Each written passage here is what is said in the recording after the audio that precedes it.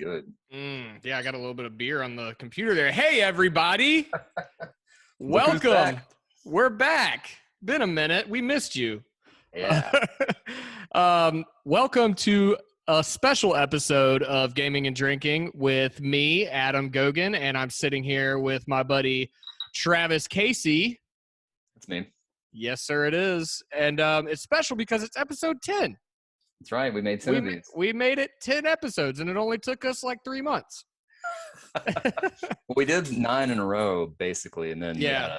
a month-long hiatus. Yeah, it's been a while, and I will take full blame for that because it's been crazy for me. I sold my house, I moved.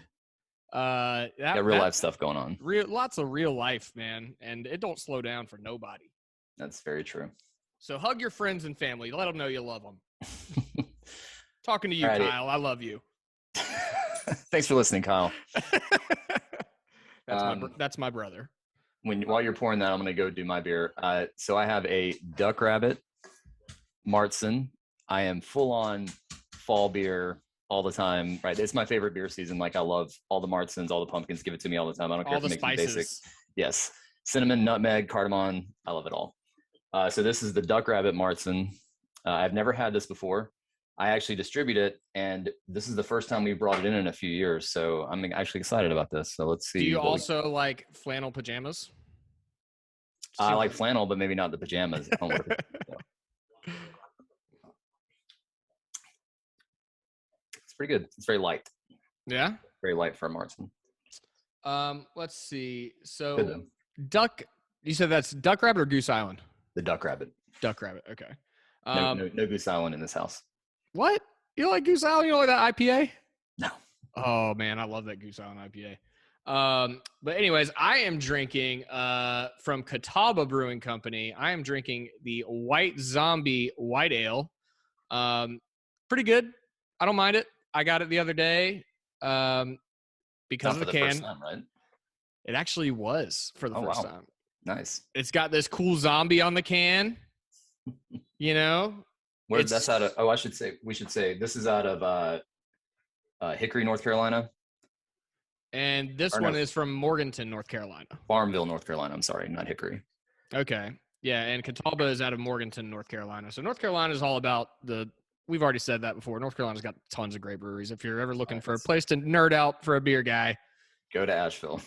Yeah, North Carolina's where cities around it: Farmville, Hickory, Raleigh, Winston-Salem. Mm-hmm. And this one, I actually got to say, I'm not usually a big wheat ale person, but I do like this one.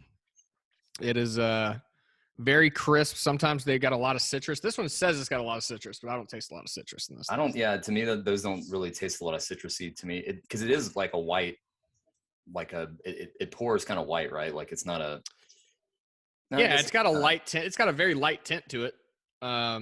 It doesn't really, like, compared to like a Blue Moon or a Shock Top, it does not have that kind of citrusy. But no. I think those are like fake citrusy flavors, like, yeah, like not, doesn't taste like it's made with like real oranges or lemons or anything. And this more does, because it's not that manufactured synthetic taste that a lot of those kind of beers can have.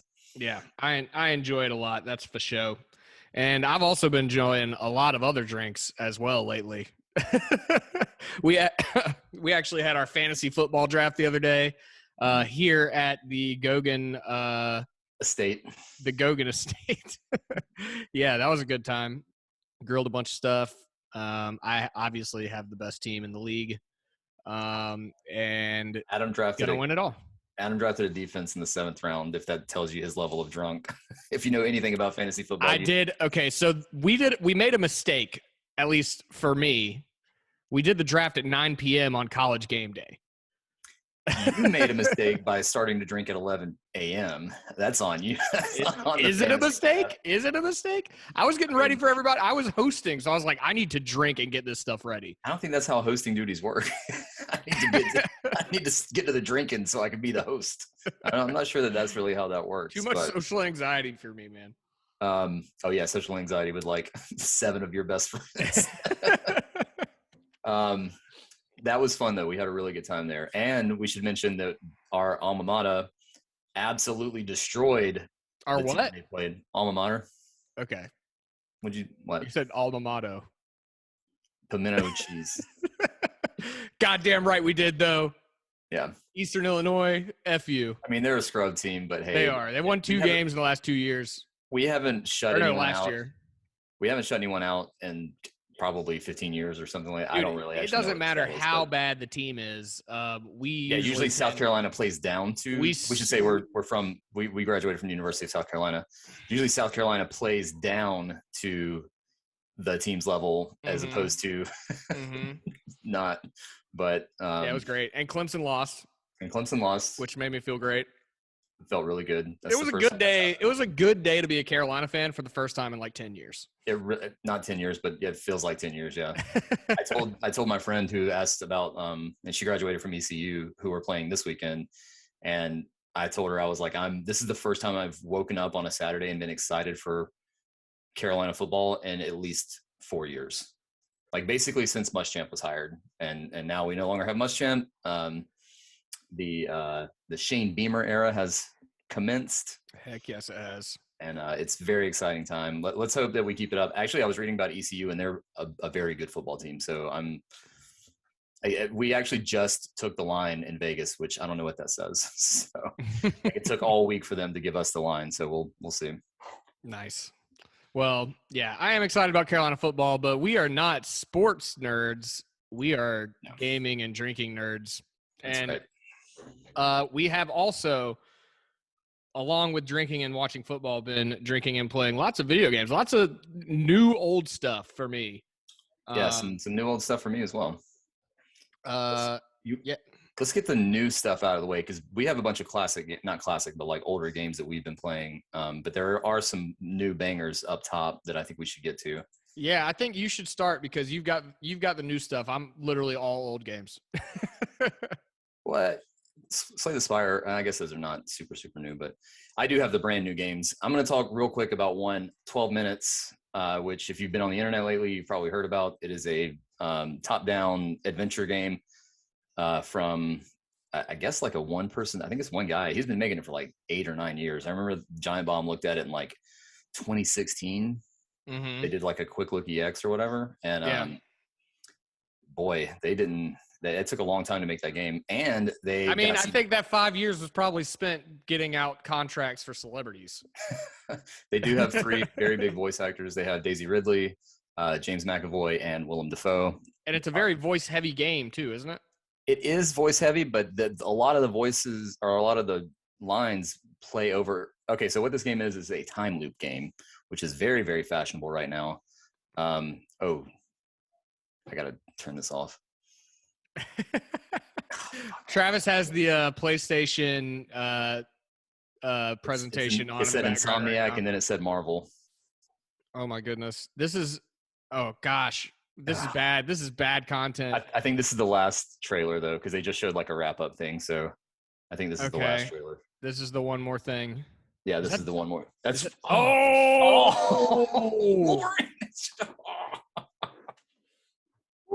Insomniac's making a Wolverine game. Oh my god. Oh, so that's super early because that's all they showed. I have goosebumps. I did too. All I over just my got arm. them all over me. Oof. Woo. Okay. That's Gran Turismo. All right. So back to 12 minutes. Yeah, we're actually tomorrow we're gonna try to get together and do a reaction to this because this is actually probably the best conference they've done in quite a while. It seems. Yeah, they started with a banger, which we'll get to tomorrow. But so 12 minutes. It does have a lot of voice acting, but a lot of those lines are repeated because it is a time loop game where you're basically going through these same 12 minutes over and over again, Groundhog Day style. And you're trying to figure out why what is happening to you. And to basically give anything away or to talk about it at all, it would give away like the whole plot of the game, or not the whole plot, but like basically everything could be considered a spoiler in this game. So it is a lot of repeating the same actions over and over again. What you're doing, and when I say it's an adventure game, it is an old school style PC adventure game. You're clicking on items in the world and clicking on other things with those items to try to use them in like whatever way, like a telephone or, like a kitchen knife or things like that. And you're basically trying to figure out why this person has like broken into your house and has, it starts with him arresting you, and then by the end of it, or no, arresting your wife, and then by the end of it, you're dead, and then you loop. And it's the same 12 minutes every time, except you can change what happens by interacting with the world in different ways. And you get those. And do you have 12 minutes total each loop at most? Yes. Okay. Yep. And you can like, there are ways to like circumvent that. Like you'll get lines of dialogue that it takes a while to get going to where you can like skip lines. But for the first like bit of the game, you're repeating these same lines over and over again. You're doing the same actions over again. Because you're trying to figure out, like you're trying to use these items in the environment in different ways and figure out how you uncover whatever mystery it is that's going on. I didn't kind of sounds like a LucasArts type deal to me. It's LucasArts if LucasArts were super dark and heavy and had no sense of humor whatsoever. The game is not funny. The writing is really drab and heavy. Is it trying too hard? It seems like it is. It's definitely trying too hard. It's a great concept, and I think it's a good premise for the game. I think the problem with it is they don't figure out how to make the loop fun, because it takes so long. Like once you get those lines of dialogue, you're hearing them over and over and over again. And there are other time loop games where they can fast forward that stuff. You're like, oh, I already heard this, I don't need to hear it again. But this game doesn't quite figure out how to do that. And it doesn't help that the subject matter is like super dark. Like you have no idea. Is your character going crazy in this game? So I didn't finish it, but I did look up the ending, and let me tell you, it is the dumbest shit I have ever fucking heard in my entire life. Like it is so stupid. And when I tell you that it's stupid, trust me, you have whatever you think the stupid is, it's way stupider than what you're thinking. It is the dumbest thing I've ever heard. So when I found out what actually happened in the game, I was like, oh, I'm not playing this game anymore. How much time did you put into it? Probably put an hour into it at the most. I didn't really like the I like the mechanics in theory, but in execution, I don't think they work in this game very well. I know some people like Hideo Kojima apparently loves it, and it said it made him want to make a new adventure game. Would love this shit. And so that's kind of fun, but this game was not for me, and I did not like it at all. Okay. And that was on Game Pass, so I should say like no harm, no foul as far as that stuff goes. But I did play another game on Game Pass that I absolutely love. Real quick, I'm sorry to interrupt, but what do you think? This is just me thinking on the fly here. What do you think about, instead of like us rolling through each of us, like every game we played, we kind of bounce back and forth, and like you say a game, I say a game, you say a game. That's good. Yeah, you like that? Yeah. Because that way it's not like one of us just talking forever. Right. Like, and like, because like we both got a lot to go through, I think. Yeah. Yeah. Let's do it. Okay. So I actually did just now think about one game, newer, not new, but newer game that I've been playing, and that's Streets of Rage 4. Oh, yeah. Bro. Fantastic. That game is awesome. What character did you play as? I started out with Axel, and then as soon as I opened up Adam, of course, I played Adam. Is Axel the only? I can't remember. It's been a while since I played it. Is he the only one available? No, you start out with 3. You start out with 3 characters. I can't remember the others' names. It's like Axel. It's actually 4. You get 2 dudes and 2 girls. It's the big black guy. That's Axel. Adam. That's Adam, and you don't get him until. Or no. There's another big black guy with like metal arms, and that's He looks like Jax. So I played it. So me and Kyle, my older brother, when we were kids, we played the hell out of Streets of Rage. Like that was one of the games that we played through a lot together. You had a Genesis? Yeah. Yes. And so we played a lot of Streets of Rage when we were kids. And so he came over and visited this past weekend, and he has Game Pass, and this was on Game Pass. And I was like, yo, Streets of Rage 4, we're getting it. Let's go. And so we did, and they kept the feel and the vibe of Streets of Rage like very, very well. But then they also added in some newer kind of mechanics that brought it into the modern era, I think, in really fun ways. Mm-hmm. So you've got all your old characters and stuff. There's also these new characters. Everybody has different things that they do whenever mechanically. Everybody has different things that they do, like when you double tap forward. Right. Like somebody like Axel, actually, the main character Axel, he doesn't do anything when you double tap forward. He dashes forward, doesn't he? No, he doesn't even dash. Oh wow. But then there's other characters that will, there's one character that actually will go on a sprint. You can sprint all the way across the screen. There's other characters that'll dash when you double tap. And that makes it really fun. And like, kind of like when you're picking characters between levels, it's like, ooh, who do I want to pick?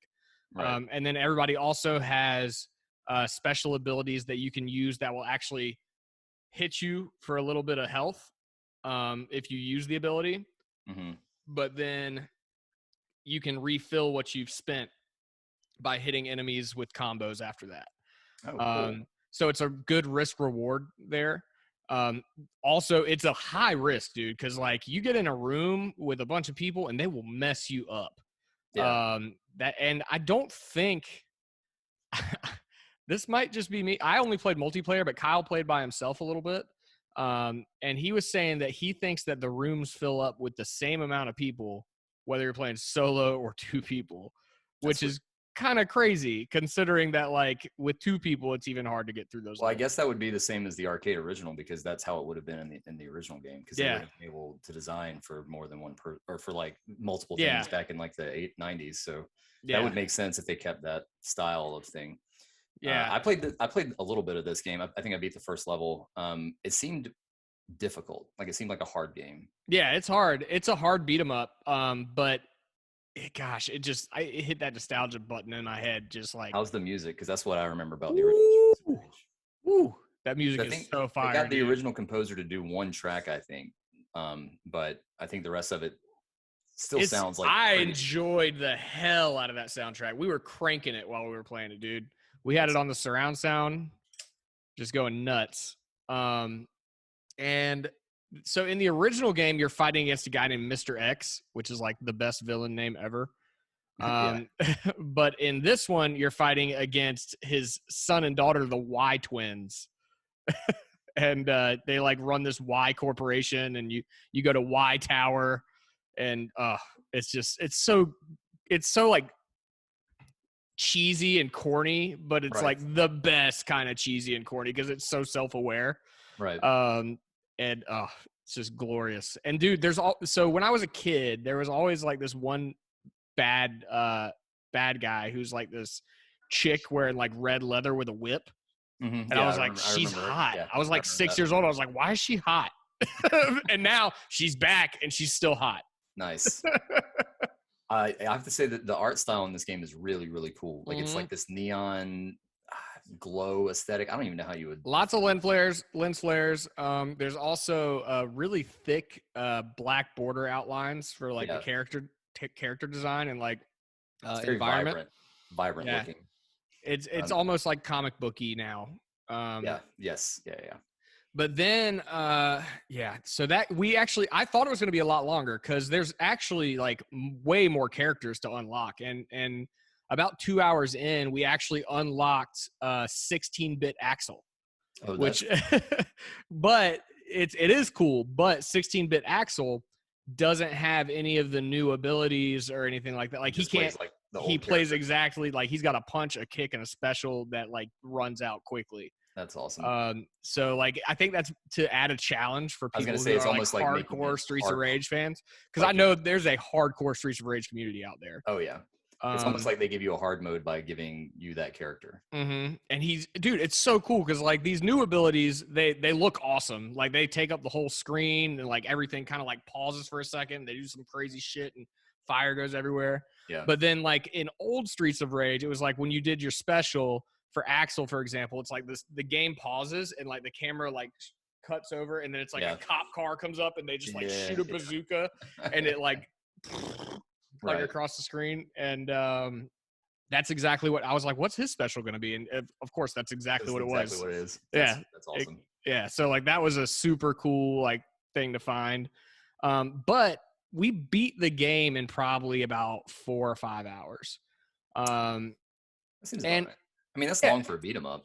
Yeah, but I think they tried to add some replay value by adding. There's a lot more characters that we didn't unlock. See, I thought that like because we unlocked like 2 characters in our playthrough. We unlocked Adam, and we unlocked 16-bit Axel, and I think we unlocked one. No, that was it. That was it. But there's still like 4 or 5 more characters to unlock. Right. And so I guess that adds some replay value to it.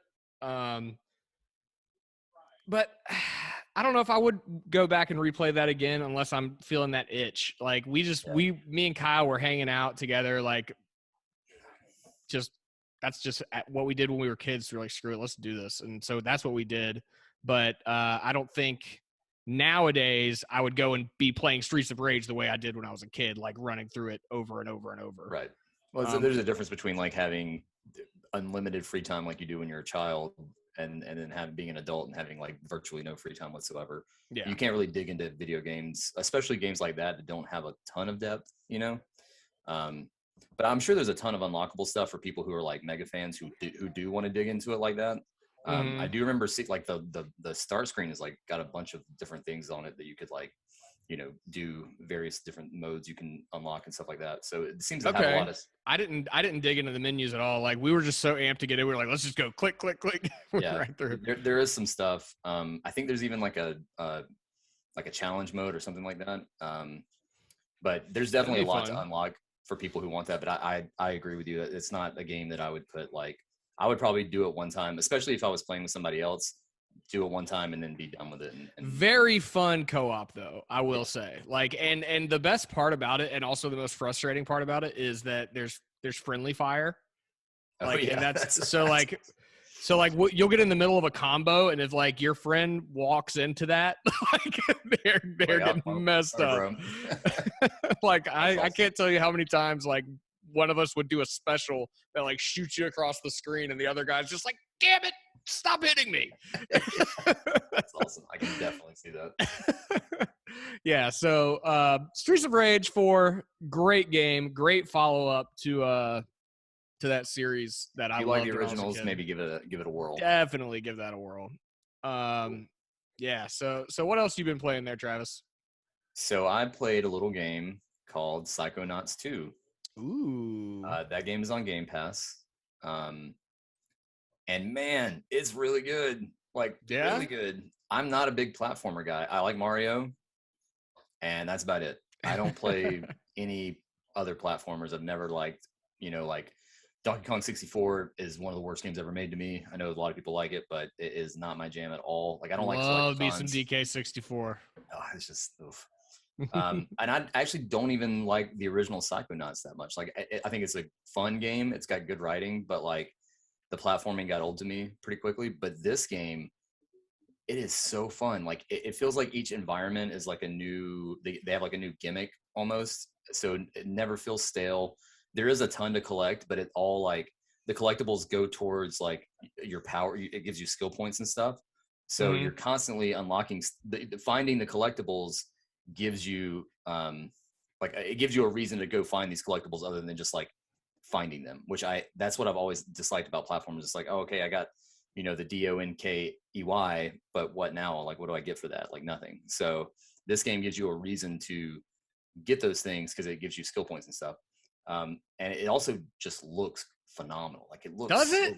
It looks better than it looked because I saw the trailer and I was like, this doesn't look that great. Like that's as far as the visuals go. It looks super sharp. It runs great, and I think if you like, it looks like you're playing the Nightmare Before, like that style, the Nightmare Before Christmas, like that style of, like it's really chunky, like almost clay-like characters. Yeah, that's and it feels like. It looks like you're playing that type of game, and if you like that style of humor, I think it's right up your alley. It's not super kiddie, but it's also not like super adult either. It fits this like really nice in between where there's jokes that adults will get that kids won't.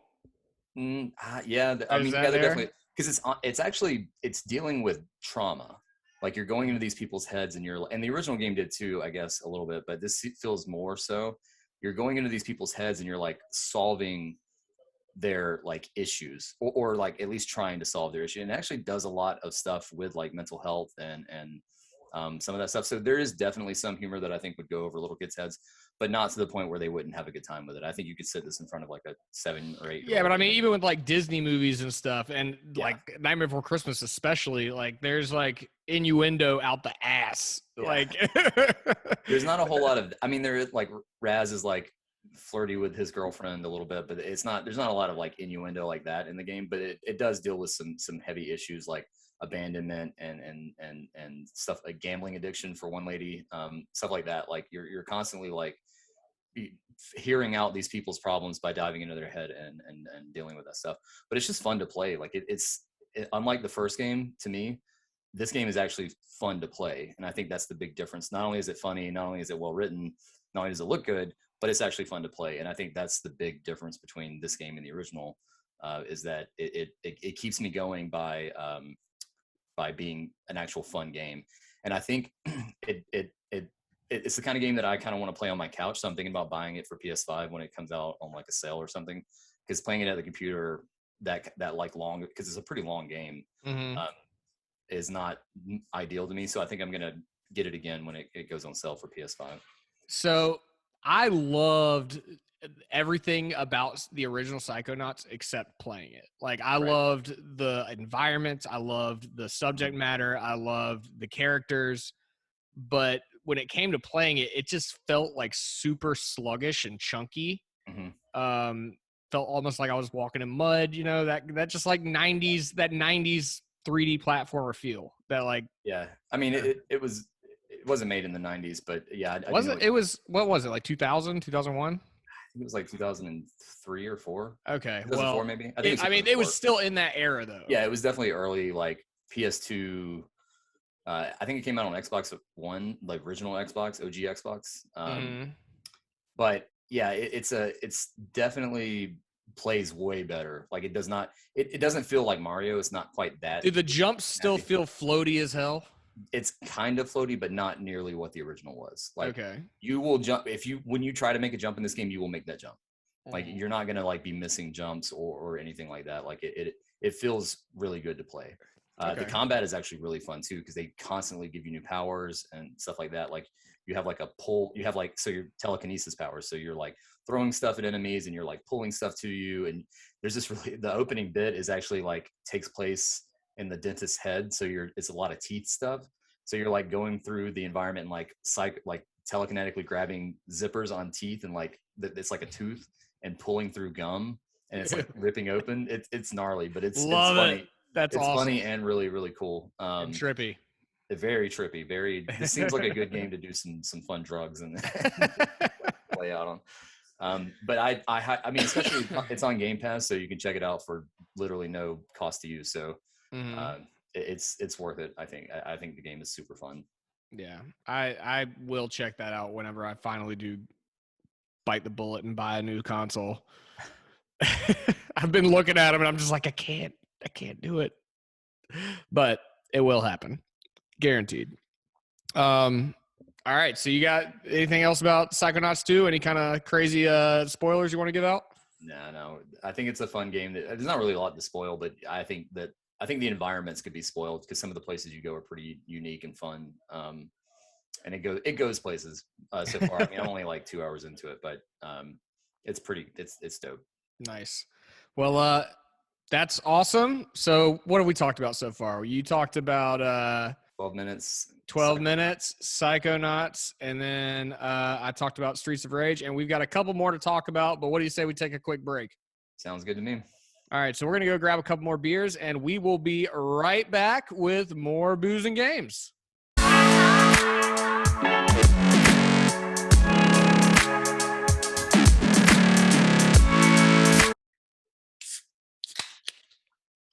Yeah, that sounded good too. Beautiful. Welcome back, everybody, to the Gaming and Drinking Cast, where South Carolina football just won a game 47-0 the other day. Wait. Clemson lost. Clemson lost. Oh, boy. That always feels good to say. The one time it ever happens. Never gets old. Yeah, but anyways, so we've got more games to talk about here. I have been playing a little. Oh, we've got beer to talk about here. Yeah, beer to talk about. Yeah, excuse me. Yeah, you go ahead. What beer are you drinking there? Mango Cart? No, fuck no. Noda Gorgeous. Gorgeous. It's the Imperial pumpkin beer. Should have known. It is. I'm telling you, I'm in the season now. I'm ready for it. So anything. I think this beer is awesome. I know a lot of people hate on pumpkin beer, but this is. I like some of them. This is probably the best one out there to me. I've always loved this beer, and I haven't had it this year. So let's see how it goes. Ooh, it's pretty. Oh my God, that's good. That's so good. Save one for me. I only bought a single, but okay. I'll buy a pack. I can get a whole pack sent down. Nice. Yeah, I might do that because it's really like Noda there in Charlotte. Yeah. What's the percent on that bad boy? 6.3, 6.4. Okay. So I am drinking another Edmund's Oast. I know we featured them on here a lot, but usually about 99% of the time it's their sours because that's what you go to Edmund's Oast for is the sours. And I bought the other day, their New England style triple IPA, the Sensuous Force, again, because of the can. I just can't help myself. But it's 10%, and it is quite hazy and thick.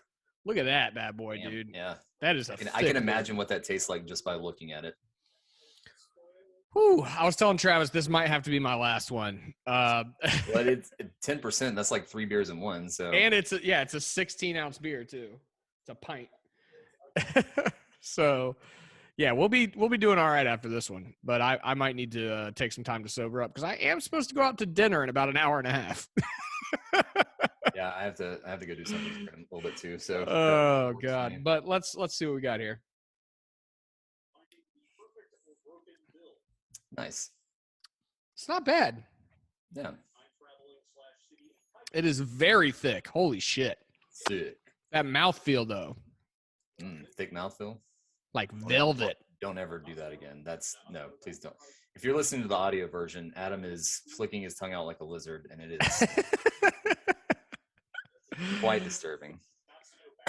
It's what the Sensuous Force made me do. I guess that they did put it on the can. They're not lying to you. I thought you were going to say it's what the viewers want. It's what plants want. I don't know about that. So we just talked about Psychonauts 2. What is your next game that you've been playing? Yeah, so this is another one that's kind of new, but like I think it's a couple years old actually. But I've been itching to play this game, and I just finally bought it. Slay the Spire, man, what a game! What a game! Let's get a toast to Slay the Spire real quick. Cause I have it downloaded on my computer because it's on Game Pass, but I have not played it yet. It is so good. Like, tell me, I'm a huge fan of card battlers. This is a roguelike, right? Yes, it is a roguelike card battler. That sounds fun. Yeah, I mean it's roguelite. I wouldn't say it's roguelike. It's very That's what I meant. Yeah. Roguelite. Yeah. Sorry. So the thing that you get, you're just redoing the same thing every time, trying to get through to the Spire and destroy it.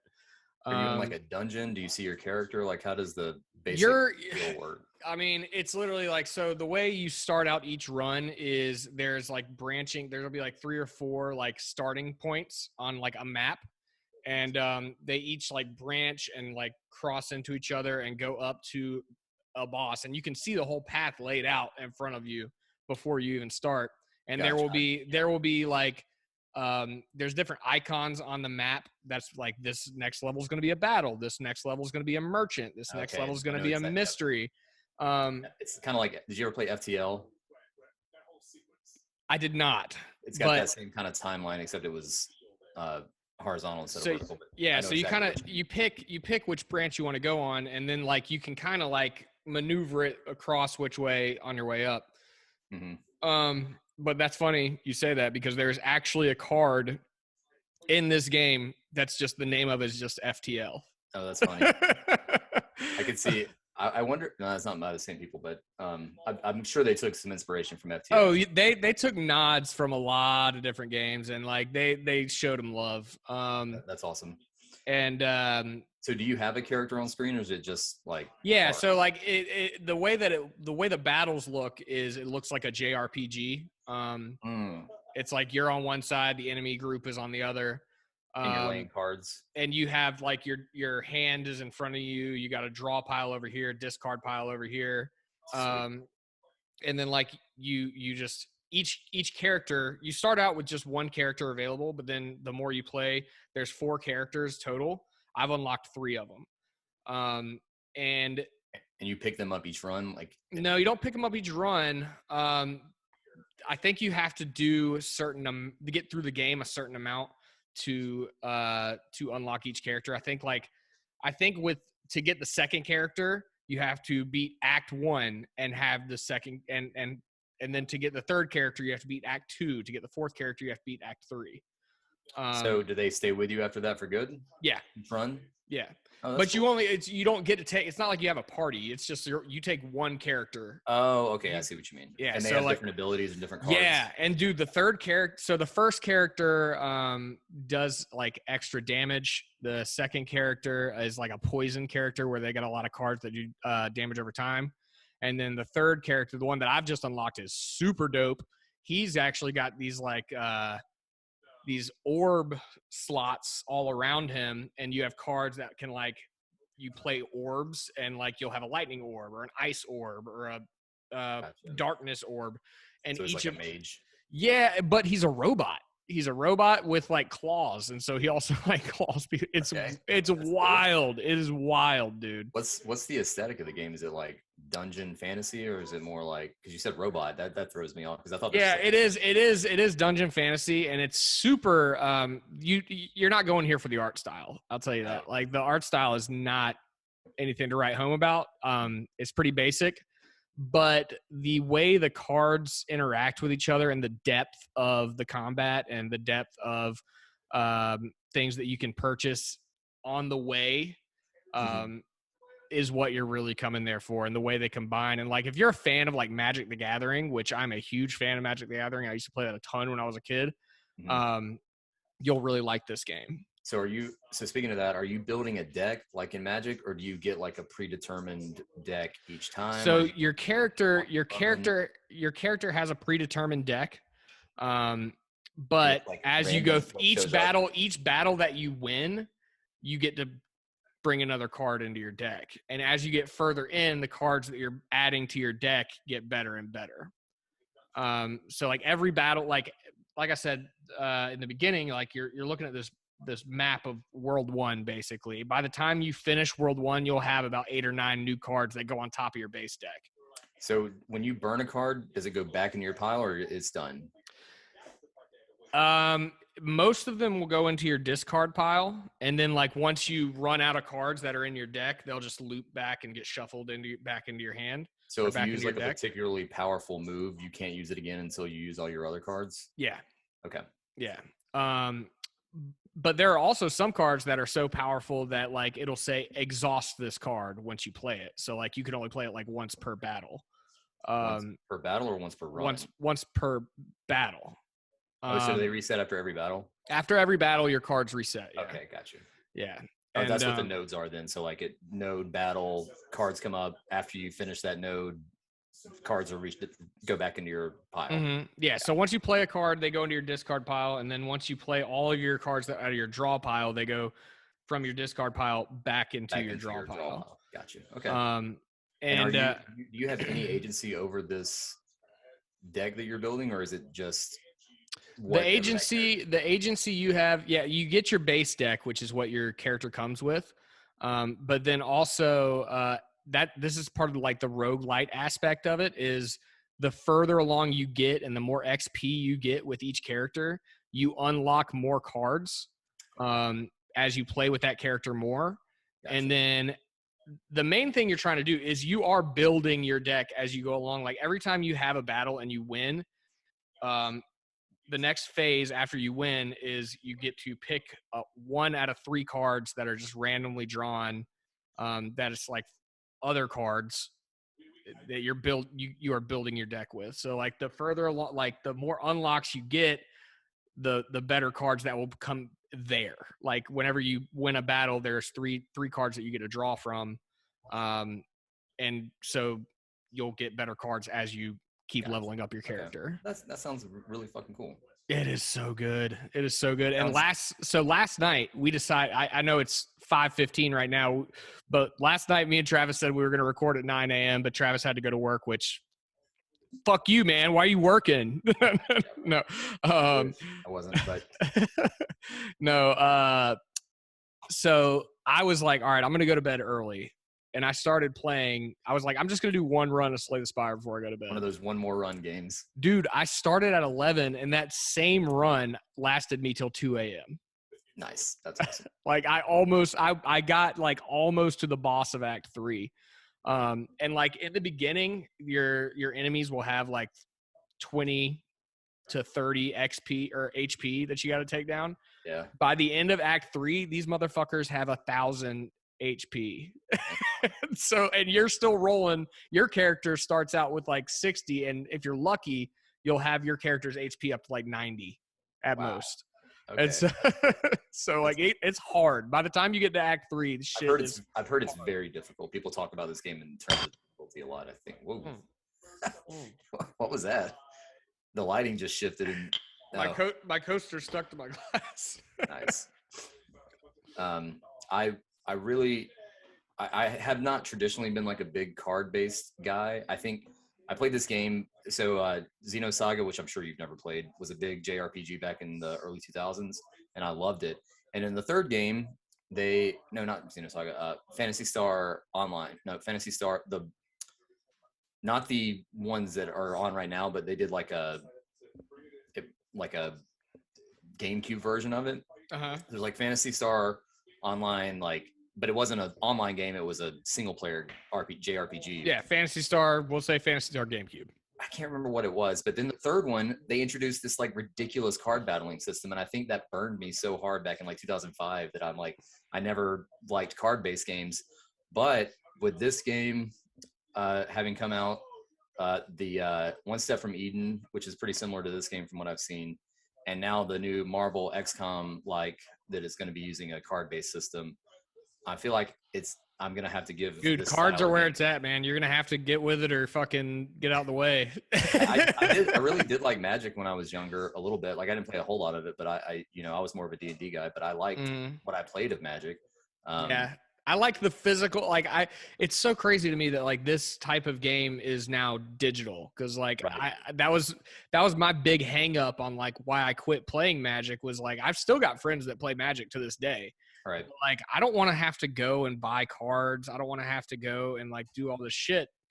But like to have a game that's this in depth and like has cards that I can get without having to buy other packs, and gives you the thrill of like getting new cards all the time without having to spend like excess money on it and doing that stuff in real life and having to keep up with all that stuff, because that becomes a lot, Yeah. And on another note, like, so I was a Magic nerd. I was also a Mage Knights nerd. You ever heard of Mage Knights? I feel like I've heard of that, but I don't know what it is. It was like a Warhammer. It was like Warhammer, and that came out at the same time, and I guess just Warhammer blew up, and Mage Knights it's a tabletop. Yeah, tabletop game? with like the clicky base, with like all your stats on the base, and you like turn the dial on the base to like get your stats.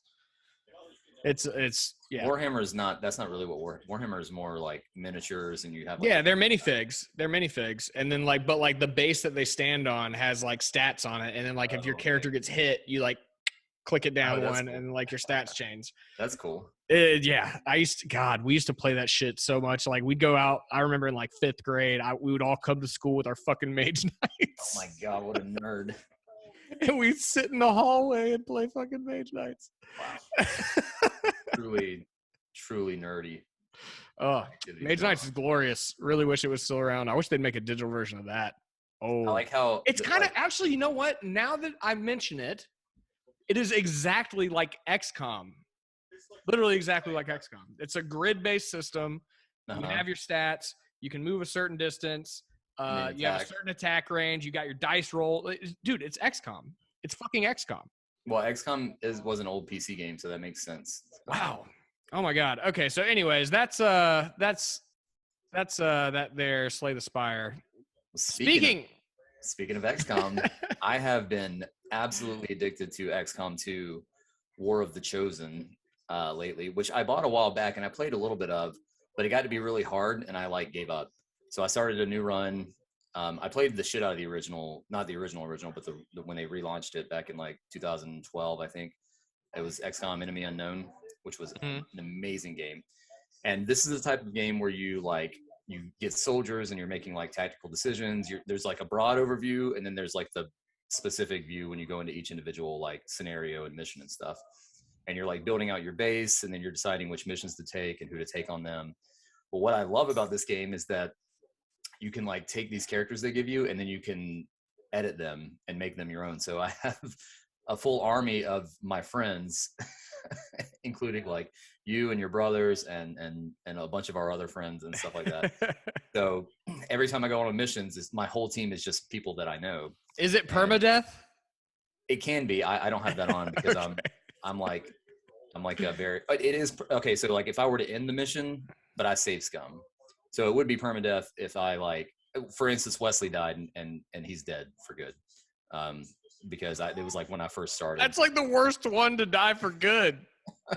Well, it was early when I started playing. And He's coming back, man. He's coming back. I was like, I'm going to play this fairly. And then right after he died, I was like, no, I'm safe scumming the shit out of this game. So Wesley's my only, like, I mean, there's been some no-name characters that I've had die that weren't named after my friends. But I've basically, after Wesley died, I took it so hard that I had to, I couldn't let anyone else die. So then I started safe scumming. That's hilarious.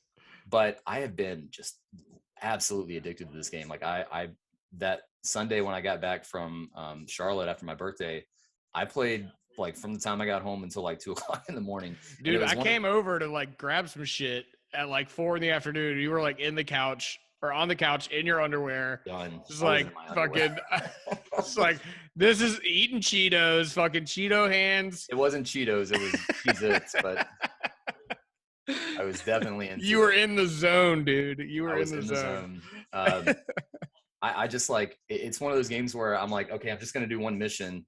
And then when you finish the mission, you get to decide all these things, like where you're going to put your stat points and all this other stuff. And then you just get like addicted to like building out your base. And like, it's not even just the individual battles. It's like how you do the like tactics and the broad overview stuff after that. And the game is amazing. Like it's so good. What makes me very excited for Firaxis's Marvel game, because the same guys who made this are making that new Marvel game, which is going to be card based. Oh, I cannot wait to see that. I don't know how they're going to. I watched the video of when they first showed the gameplay, but they just released like a 20-minute trailer, like going deep into the card system. So I think I'm going to watch that here in a little bit and see. Yeah, I'm really excited for that game. Yeah, and you get to make your own Marvel character, which I think is fucking cool as shit. So very excited. Fuck you, about DC that. Online. Yeah, I did like I liked making my character in DC Online. I just didn't like playing the video game. I enjoy. The thing is, like, I wish that you could. I'm sorry to kind of derail this, but no, I'm done with it. There's not a lot to say about it. It's just that I'm addicted to it. But yeah. But the thing about DC Online, yes, making characters in DCUO was like the best. Like you feel so cool. Like you get to customize the shit out of those characters. Yeah. But then you have to replay the same damn like 10 levels. Mm-hmm. Like it's like you can't. The way they should have done it is you get to create your characters and then like just continue the story with your new character that you created. If it were more like Final Fantasy 14, where you just were playing this ginormous story all the way through, with each mission being like its own thing, but they kind of made it like an early version of what a live service game is. Yeah, it's a very like rudimentary version of an online it's like Fantasy service Star game, like the newer Fantasy Star. It's very linear. They don't want you to think it's linear, but it is very linear. And you're playing like, it's kind of like Destiny 1, where you're just playing the same missions over and over again. And yeah, that's not super fun. If I wish they give it. Actually, I want a Marvel version of this where you get to like make your own character and go through like a Final Fantasy 14, but with Marvel characters. That's what I want. But God, that'd be awesome. I don't know why they haven't done that yet. Like that just seems like, or Star Wars. I guess they have done that. That's what they should have done instead of the Avengers game. Yeah. 100%. Oh, we want a live service game, but we also wanted to have this like story, this deep story mode. And from what it seems like, the story mode was the good part, but the live service game part was the bad part. Yeah, like you can't have your cake and eat it too, Marvel. Yeah. I mean, if anybody could have their cake and eat it too, it would be Marvel, but they bit off too much. I think what would have been better, instead of trying to like make a game where you play as like, 5 different heroes who each have individual powers. So you like the reason the Spider-Man game is so good is because it's just one character that they like honed into and they made him super fun to play. But the Avengers game is like 6 characters that they have to like figure out how to do those, moves with and stuff. Mm-hmm. And you can't really nail down the feel of those characters because it has to fit like a template. Because if you're Hulk, you have to be able to do the same things that Iron Man can do because you're going through the same environments, right? So like you can't really tailor it to specific characters. So what they should have done was let you interact with the Avengers, but you're like a new Avenger and you get to make your own character, which is what this Marvel XCom game is doing. Exactly what they totally should have done that. So good Lord. Yeah, I mean it's a no-brainer, right? Like we just solved the problem right there. But come on, you could do like the live service style where you're doing missions over and over again. Because I mean, they would still have to perfect all the different kinds of powers though, because like you could have somebody who wants to make like a Thor like, or someone that makes one a Hulk like, or like right. But I think people would be more forgiving if it's a character that they made. Exactly, and I think that it would be. You don't have to like, because Hulk is very specific. Like he can jump really far. Like I don't think you would need like you would have like you could be a flying character, or you could be like a swinging character, but those are basically the same movements, right? Mm-hmm. Not like Hulk where you're like your movement is like jumping really far. Like it's very different.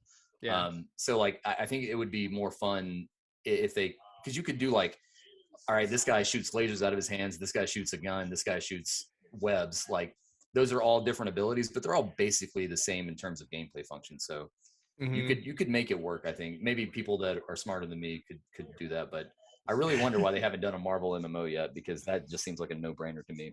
Yeah, for real. Oh man, I think that's all. I played a couple others. I'll save them for next week. Yeah, but we're already running long for this segment because if we're going to talk over the thing tomorrow, then we should probably save some time. Yeah. So, what do you think about talking about their Evolution Collection event from Apex? Let's do it. I just put a link in the outline to the whole shebang. Okay. So yeah, this thing, it's called the Evolution Collection event, and man, I gotta give more kudos to Apex just for keeping it going. I think it's the #1 online game right now. Is it real? That's awesome. That makes me really happy. Surpassed Call of Duty from what I understand. Wow, that's huge. Yeah.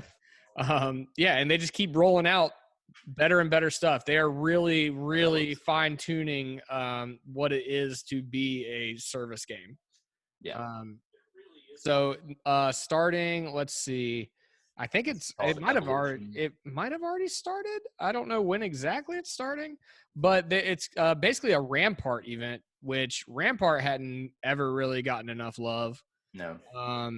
It starts September 14th. September 14th. Okay, so in 5 days, it's going to be on, and it looks pretty awesome. There's a new town takeover, which if you're not familiar with those, that's basically like a themed place that they modify on the map to represent that character and kind of give them some love. And so Rampart's her thing. She's been a gun modder her whole life, and so this place is called Big Maud.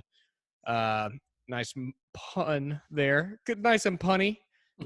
Big Mod. Yeah. Yep. So it's a place where you can. Earlier, I thought you were saying mod like MOD. Yeah. So Big Maud is basically it's MAUDE, but yeah, it's where you go to buy modded weapons, and it's like a huge gunship that is going to be chilling on the map, and you're going to be able to go there and buy a bunch of modded weapons. That's fucking awesome. Yep. Then there's the other part, which is a Rampart Arenas takeover, where actually you're going to be able to buy those modded weapons in the Arenas mode, which is going to make for some really interesting stuff. Can't wait to buy a modded Rampage. I don't know what that's going to be, but yeah, it's going to be sexy. That's all I know. Keep it sexy.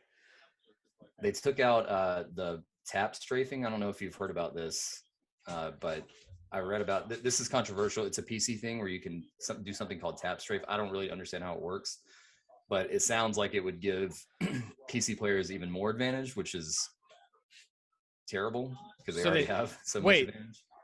So they took that out so PC players don't have that advantage? Yes. Okay, good. PC players are very mad about that. Good. Dude, I can't tell you how many times I died to PC players that I think I should have beaten. Mm-hmm.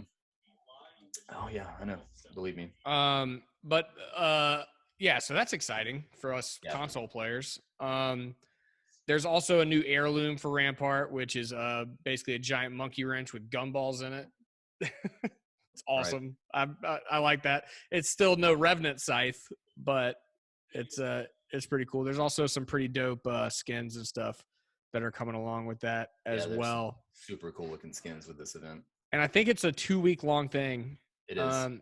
Yeah, I think it's going to the 28th. The biggest mechanical change, I think, is, again, with Rampart. Yep. Sheila, her ultimate, she can now run around with it. Yep. Yeah. Because there are many. I like playing as Rampart a lot, and I actually played with her last night, and we had some decent success. We did. Did we? We didn't get a dub. No, we came in second. We came in second a bunch, but what I would notice is that when you throw her Sheila down, if I could just get this one angle on this guy, or if I could just turn this a little bit this way, or if I could just whatever, and like the ability to just move it is going to be huge. And I think it makes her so viable, especially when you have your like shield set up. If you could patrol those shields with her Sheila, like that's big. I wonder. So I know they said that you can now run around with Sheila, and you can also shoot while walking with Sheila. But one thing that has always kind of also been a bummer for me is that like you can't turn all the way 360 degrees. I think they did that on purpose. I don't think they're going to change that unless you're walking with it. Yeah. Because I think that like that's the fix for that. Then one big thing is that if you're concentrating on who's in front of you, you can be snuck up on from behind, and you can't just turn around and blast that person. And I think that that's on purpose. So, I think that that's a good thing. But also, since they nerf it kind of when you are walking around with it, that gives you the ability to do something like that. But you also don't have the full strength of what it is when it's mounted. So I think it's a good. Well, it's got full strength, doesn't it? I don't mean full strength, but like the full, like you only get one clip. It's like there's a cooldown, right? Like it will go away. It's a little not quite as powerful as what I mean by full strength. Not that it doesn't hit as hard, but you don't get the full benefit of what it is. Yeah, you're not you can't just sit there for 5 minutes on that gun running around, which is it's so cool when it works. Yeah, when you kill someone with that gun is maybe one of the most satisfying things. It happens so fast. All I got to do is get out there. When you have it behind one of the shields and it gives it a boost. Man, that somebody walks around a corner and just they're dead. They're like they have no time to react. So I think this is going to be cool because I think that she's one of the more fun characters to play as it is already, and I think that this is going to make her even more viable, which is good. Anything that makes characters more viable, anything that makes characters more viable than Octane is a good thing in my head. Oh yeah, Octane is pretty much the most viable character. It's just that he's he's in every group. He's like, I don't think I ever play a game where I don't see an Octane in there. Yeah. In the battle.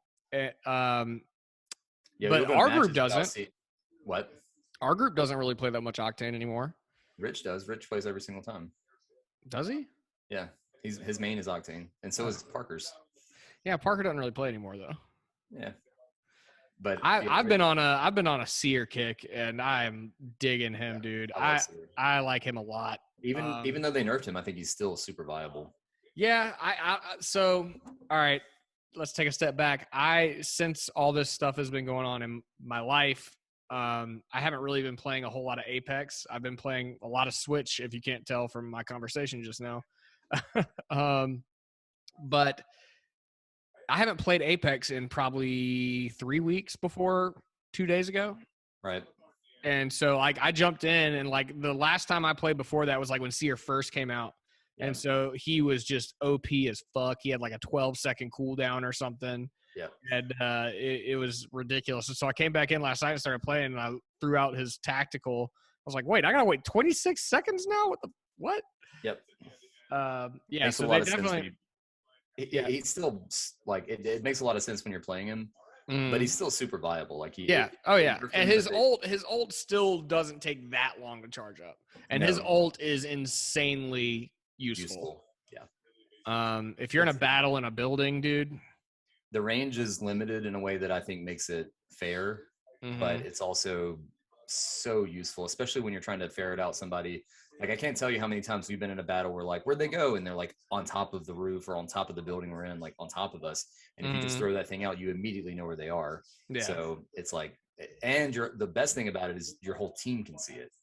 So it's not like Bloodhound. Yeah, exactly. With Bloodhound's ult, it's only Bloodhound that sees it. Right, exactly. So we were actually having that conversation yesterday. I think it was Sean was saying like, well, Bloodhound and Seer, their ults are pretty much the same. It's like, no, Seer, like he helps your whole fucking team, like in a big. Bloodhounds is specifically for him, and it makes him very powerful and very dangerous. But Seers is for the whole team. Yeah. Which I especially in a game like this, I'm always like, it's one of the problems I have with Octane is that I don't think he's super good for a team. Like he's very good for the individual. He's good for getting a team if you want to take your team in for a real hard push. Right, but under that one specific instance, he's very useful for that. But generally, his ult and his like power are used to get him out of situations or into situations on his own. Like it can be used. His ult can definitely be used for the team, but overall, like it's more of an individual's play, which is why so many people play him because they're in it for the kills or whatever. There's nothing wrong with that. I'm not saying that, but the way I play, I like more of a team-based thing, and I think anything that benefits the team is better for the team that I'm playing on. So for sure, that's what I like about Seer is that it's like almost both his passive, his tactical, and his ult are all for the team. Yeah, they're support. And you know that I've always, like, any game we ever play, I'm always a support character. Like, whether it's Diablo, WoW, fucking anything we play, I'm always a healer. Which, I mean, Lifeline's a healer, but Lifeline is boring to me, dude. Like, I get bored with Lifeline. I need some, because, like, you can, like, as much of a support character as Seer is, you still use his shit offensively. Yeah. Like you can, if you throw his like tunnel out there and you hit him for 10 damage, and then also they now know, oh shit, they see me, and it interrupts them. It interrupts them and they freak out. Like it's definitely an offensive move, not just defensive. Not just support. Yeah. Yeah. That's what makes him so interesting is that it's support based, but it's definitely can be offensive in nature if you want it to be. And his ult too, like if you're trying to push on someone, you throw that ult down when you go into the building they're in, and then you know where they are, so you can push on them even more. Like it's definitely aggressive in a way that Lifeline, for instance, could never be. You know, and I think that's the difference between that kind of support character and someone like Lifeline. I think Lifeline is great to have on your team, just not somebody that I particularly want to play with. You know? Yeah, I like having a Lifeline on my team. I just don't like to play with her.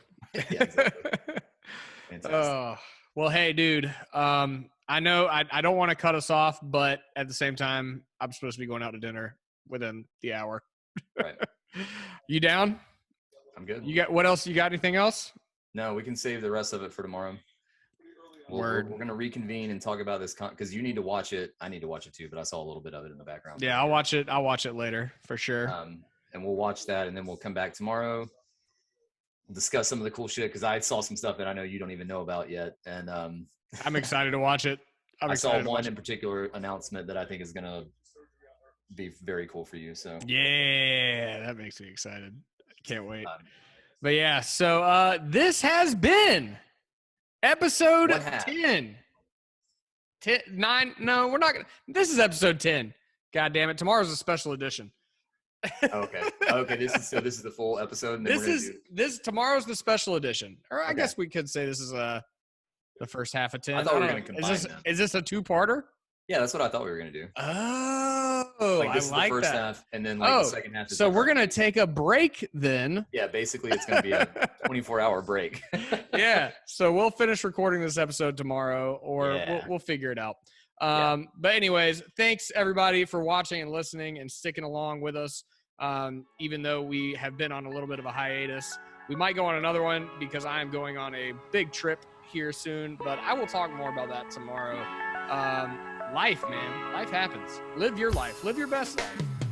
Go hug your friends and family. Tell them you love them. All right. Everybody, cheers to you. Cheers to the internet. Cheers to games and drinks. Talk to you later. Keep drinking.